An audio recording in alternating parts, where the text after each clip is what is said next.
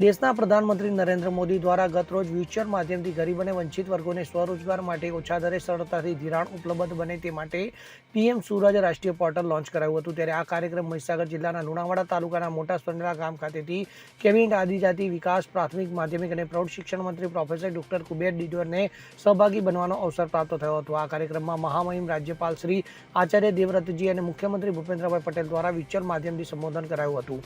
તો આ પ્રસંગે દેશભરના 500 જિલ્લાના વંચિત વર્ગ 1 લાખ જેટલા લોકો અને સફાઈ કર્મચારીઓને ક્રેડિટ સપોર્ટ અંતર્ગત લોનનું વિતરણ કરાયું હતું। તો 720 કરોડ રૂપિયાની સહાય તેમના બેંક ખાતામાં જમા કરાવવામાં આવી હતી।